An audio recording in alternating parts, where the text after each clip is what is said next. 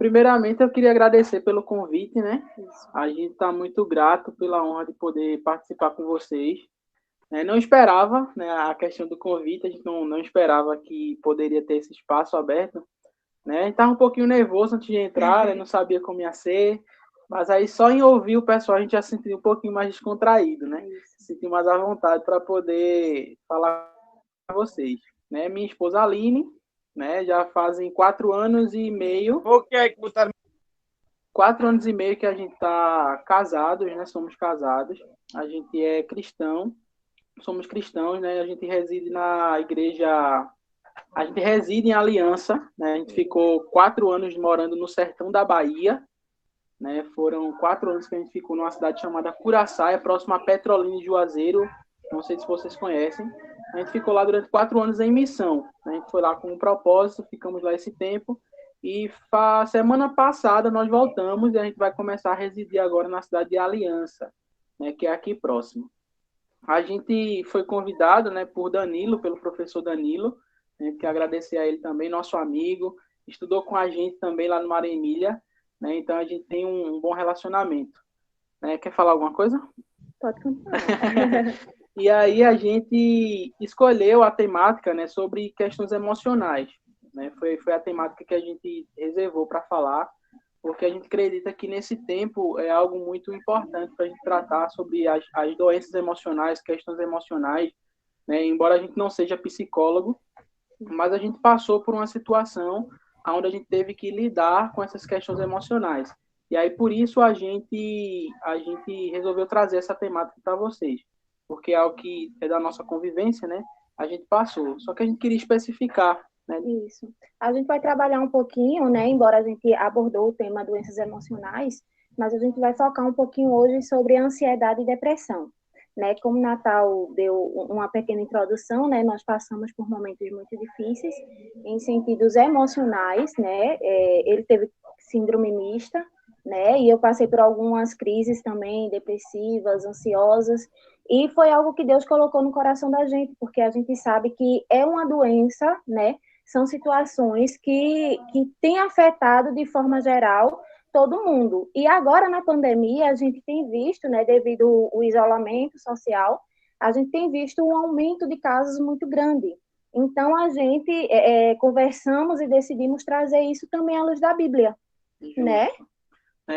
Essa questão da ansiedade, da depressão, né, só para fazer a diferença, né, existe a questão da ansiedade, que ela é ansiedade comum. Isso. É aquela que todo mundo sente, né, prestes a uma realização, prestes a entrar numa palestra como essa, né, que você já fica naquela tensão, sente o coração um pouquinho acelerado. Até minha esposa disse que ia brincar um pouquinho com ela, ela disse assim, meu coração está nos pés, eu vou entrar na palestra.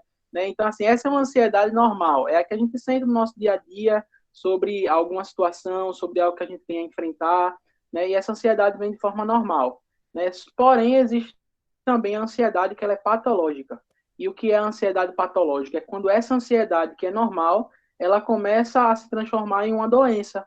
É quando você começa a sentir o medo irracional. É aquele medo que não tem um propósito, é aquela ansiedade, o coração acelerado, como se algo fosse acontecer. E aí você fica naquela tensão, né? Fica sempre ligado, sempre em alerta. E isso começa a lhe causar problemas para dormir, começa a lhe causar problemas para se relacionar com as pessoas. Né? A ansiedade também pode causar algumas desconfianças no seu coração, é como se as pessoas quisessem fazer algum mal a você. Então, isso é quando a ansiedade normal ela se transforma em uma ansiedade patológica. Né? Ela começa a se transformar em doença, né? Isso. E a ansiedade patológica, ela também traz com ela muitas dores, né? Tem gente que sente dores de estômago, dores de cabeça frequente, distúrbio para dormir. Isso, distúrbio né? para dormir. Tem a questão intestinal que às vezes também mexe, né? Isso. E tudo isso devido à questão de ansiedade. Né? A gente pode falar nesse sentido pela experiência que a gente viveu. Né? E tem também a questão da depressão. Né? O que seria a depressão? A depressão é aquela tristeza profunda, né? É uma tristeza que chega do nada, que você não sabe por que você está triste. Né? Às vezes ela vem de algum motivo realmente, mas às vezes vem sem motivo nenhum. Você está bem, daqui a pouco você começa a se entristecer, você começa a sentir aquele vazio, aquela falta de alguma coisa, as coisas não começam a fazer mais sentido, né? O que antes dava sentido à sua vida começa a não ter mais sentido. Então, tudo isso é uma depressão, é uma tristeza profunda, né? Você perde literalmente a cor dos seus dias, nada faz sentido, né? Isso, é essa tristeza, né, para você entender quando ela está se transformando de fato em uma depressão, é quando você, né, começa a ter uma tristeza por muitos dias. Então, assim, acontece alguma situação que lhe causou uma tristeza, mas aí de repente você ficou uma semana triste. Comece a perceber isso, você ficou um mês triste. Aí de repente aquilo que era um mês de tristeza começou a se transformar em 2 meses e assim a coisa foi se agravando, né? E a tristeza que a depressão ela causa, ela chega a doer, né? Você chega a sentir sintomas físicos também, assim como a ansiedade. Então a gente decidiu focar nesses dois assuntos, né? Que é a ansiedade e a depressão. A gente não vai tratar exatamente da questão clínica, né? Por não ter a formação na área de psicologia, embora a gente tenha um certo conhecimento, a gente não pode estar tratando aquilo que não é nossa área. O que a gente quer trazer para vocês é para mostrar dentro do nosso processo que, mesmo tendo a questão necessária do acompanhamento psicológico e de medicação, né, como foi o meu caso há 2 anos e meio atrás, eu comecei a entrar nesse processo. Né? Eu comecei a sentir esse tipo de tristeza, eu comecei a sentir esse tipo de ansiedade, e foi quando eu comecei a ver que as coisas não estavam indo bem. Né? O nosso relacionamento ele começou a ser afetado, né, no nosso casamento, onde eu comecei a ter oscilação de humor, né, e eu comecei a perceber que a coisa estava se agravando. Né? E quando foi que o botão de alerta acendeu no meu coração? Quando, em um dia, né, por uma situação que aconteceu, que não precisava de uma atitude extrema, eu senti uma tristeza muito forte no meu coração, ao ponto de perder o prazer pela vida. Né? Então, veja aonde pode chegar uma situação de ansiedade ou de depressão. Né? Eu olhei para a vida e eu acreditei que o melhor seria pôr fim àquilo. Né? Eu achei que não precisava mais viver, e por alguns dias esse pensamento começou a ser recorrente. Ele voltava, né? Eu tentava lutar contra ele, eu tentava não pensar sobre isso, mas aí quando acontecia qualquer situação era como se fosse um peso, né? Situações simples, né? Às vezes alguém deu uma resposta mais grossa, ou às vezes foi alguma situação em que alguém deu um ponto de vista sobre minha vida, e aí aquilo começava, é como se fosse acumulando, é como se aquela tristeza não passasse, viesse outra e a coisa fosse acumulando ao ponto de eu olhar para a vida e eu acreditar que não tinha mais sentido viver. E aí eu lembro que um dia foi muito pontual, né? Aconteceu uma situação que acontece com todo casal e a gente teve uma discussão simples. E naquela simples discussão, que não tinha aquela necessidade toda, foi quando me veio muito forte ao coração para tirar minha vida, né? E aí eu parei assim, fiquei pensando e eu comecei a me martirizar. Eu dizia assim, nem para isso você tem coragem. Eu falando comigo mesmo, né? Nem para isso você tem coragem, nem para isso você consegue, você serve, né? Só que de repente uma voz falou muito forte dentro de mim, né? Uma voz que me abriu todas as luzes para que eu pudesse buscar ajuda, né? Foi quando uma voz falou comigo bem assim: você não tem coragem hoje, mas se você não procurar ajuda, você vai ter. Né? E quando eu ouvi isso muito forte dentro de mim, no meu coração, foi quando eu decidi abrir a situação, primeiramente, para minha esposa.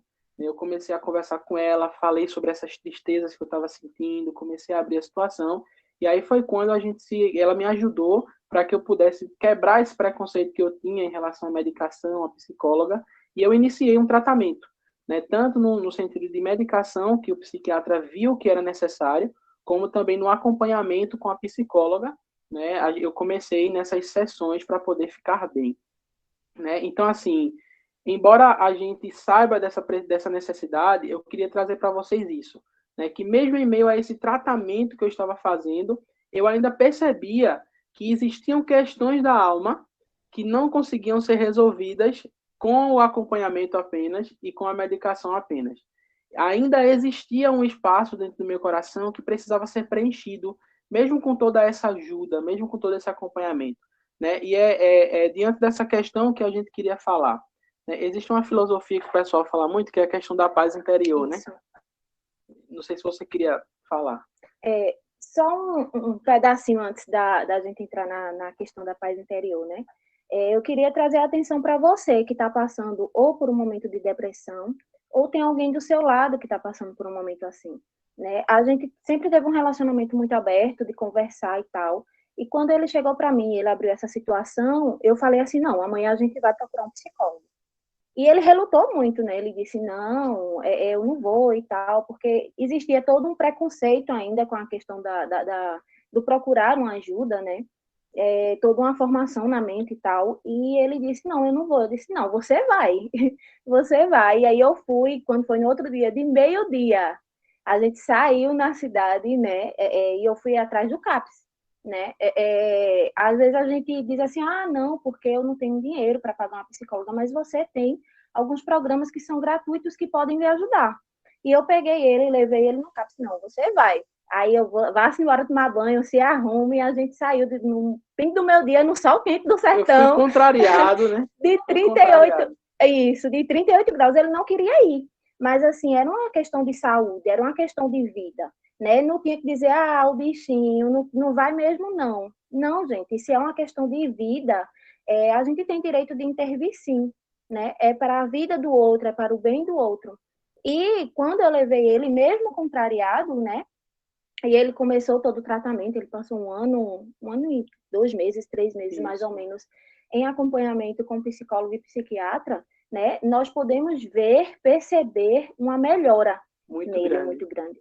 Né? Lógico que nós, como cristãos, acreditamos que Deus é aquele que nos ajuda em todas as situações, né? Mesmo em momentos difíceis, mesmo em momentos de dores, né? Mas a ajuda psicológica de um profissional de saúde, nesse caso, foi muito necessária. Então, assim, se você está vendo alguém que está ao seu redor, que está passando por momentos assim, então, assim, intervenha.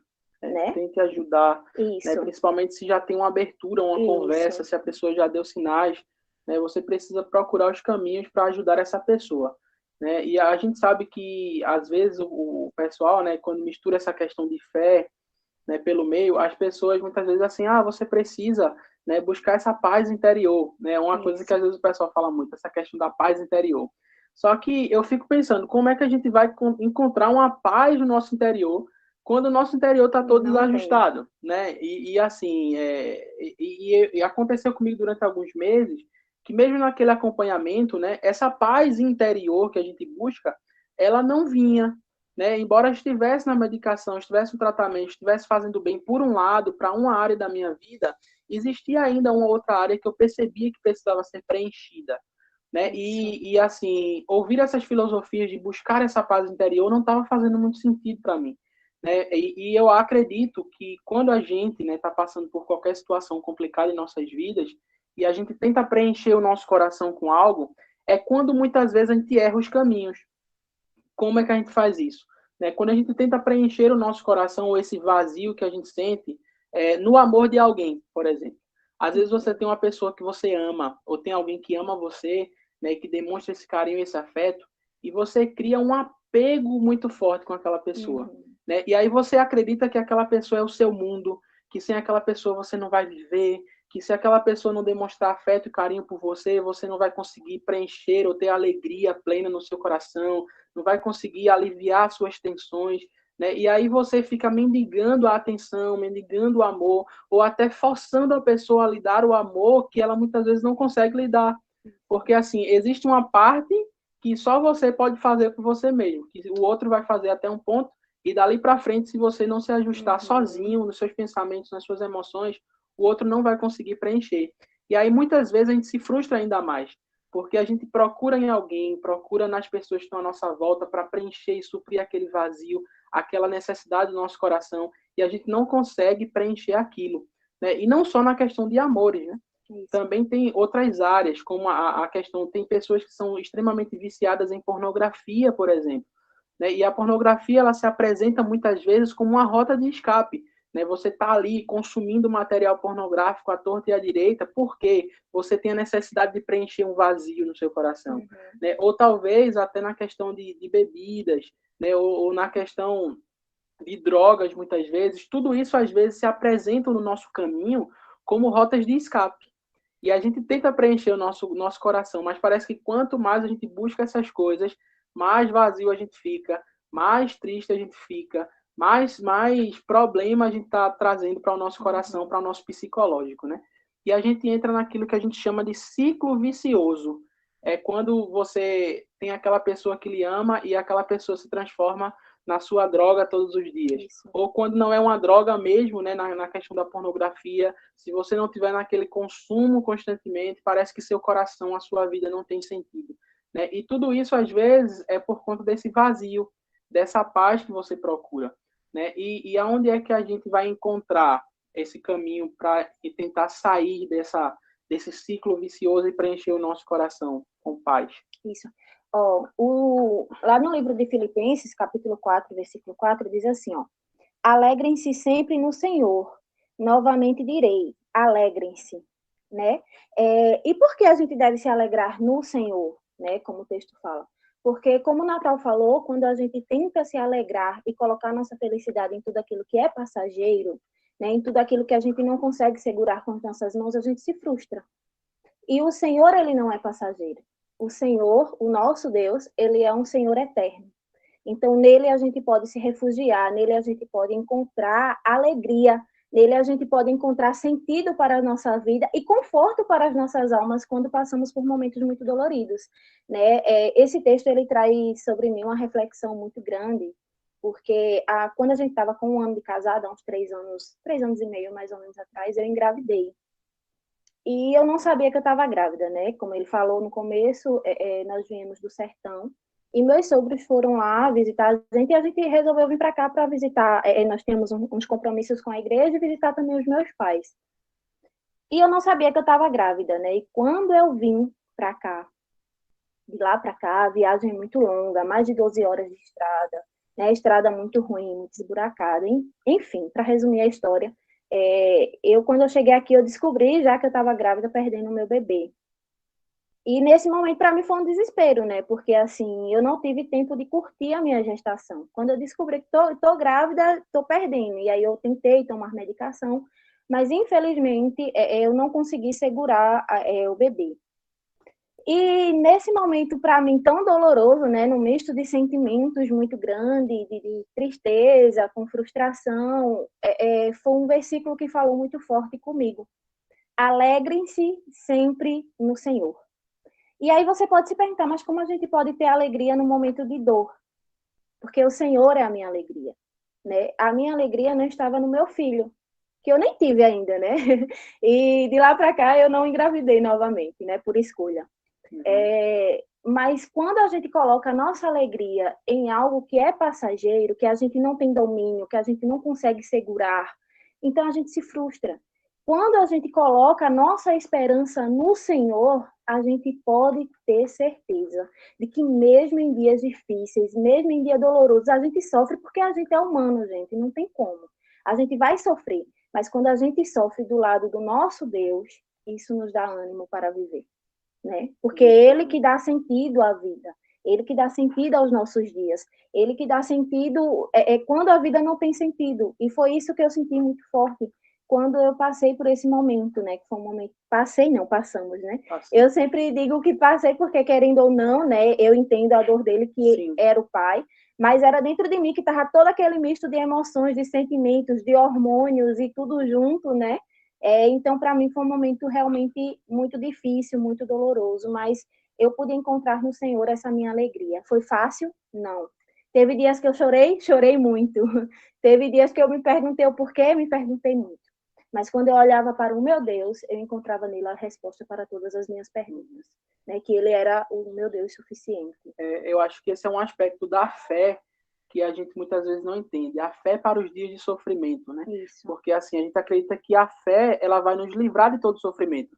Eu acho que um pensamento comum que a gente tem sobre Deus é muito assim, não. Se eu tiver fé em Deus, né, eu não vou sofrer, eu não vou enfrentar dias difíceis. E a verdade é que quando a gente se rege pela fé cristã, né, a gente tem uma visão diferente, porque a própria palavra de Deus ela vai falar que para os dias tristes nós podemos encontrar em Deus aquilo que não encontramos em lugar nenhum. Né? Como é que a gente vai ter alegria sofrendo?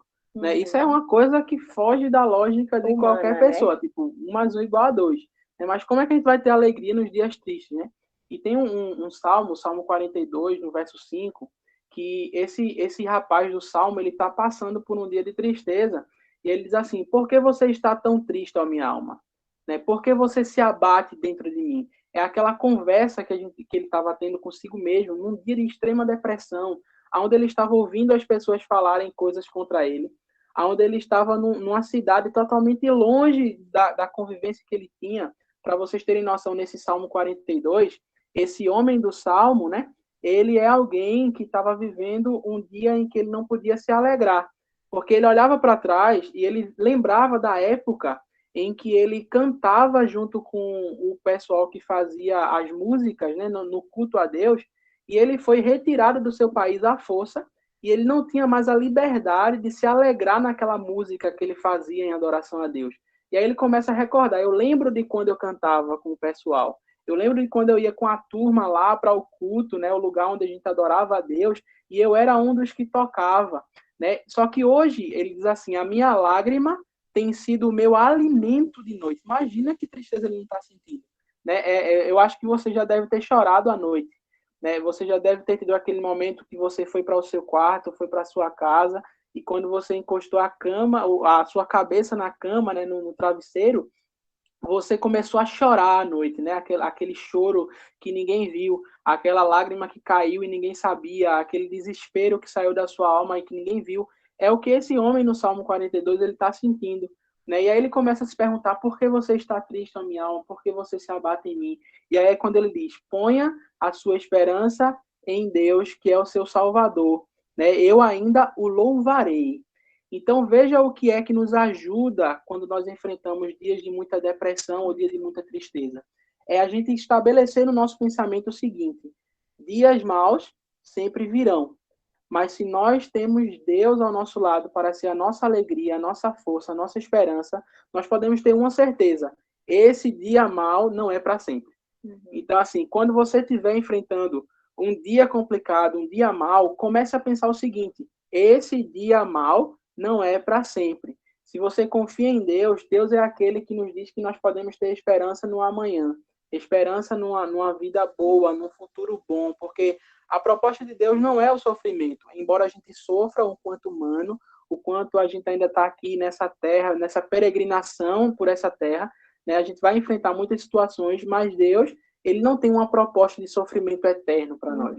Né? Por isso que o salmista, mesmo nos dias tristes, chorando, né, indo para o travesseiro, derramar suas lágrimas como se fosse o seu constante lamento ali, ele podia olhar para Deus e dizer assim: ponha sua esperança em Deus. É como se ele se convencesse: ponha sua esperança em Deus. E quando a gente faz isso, é como se a nossa mente se blindasse. Né? E eu vivi esses processos também. Né? Quando eu começava a ver que os dias de tristeza estavam querendo consumir a minha alma, embora em tratamento, embora passando por todo aquele processo, né, eu precisava repetir para minha mente nos dias tristes, dizer assim: ó, põe a sua esperança em Deus, eu ainda louvarei. É aquela velha história que a gente vê no Instagram, né, que de vez em quando o pessoal diz assim: vai passar. Né? Aquela história: tá triste, tá complicado, mas vai passar. E de fato é isso que a gente encontra em Deus. É como se a voz de Deus falasse constantemente com a gente: vai passar. Né? Você não vai enfrentar essa situação o resto da sua vida, vai passar. Ainda tem jeito, não perca a esperança em viver, vai passar, vai passar. Né? E em Deus a gente encontra essa alegria que nós estamos falando aqui. Eu sei que é muito difícil quando a gente está no olho do furacão, né? Passando por tudo isso, a gente encontrar alguma esperança de algum futuro. Né? Quando a gente está no olho do furacão, parece que tudo que a gente consegue ver é a ventania, é a tempestade, é a desilusão, é a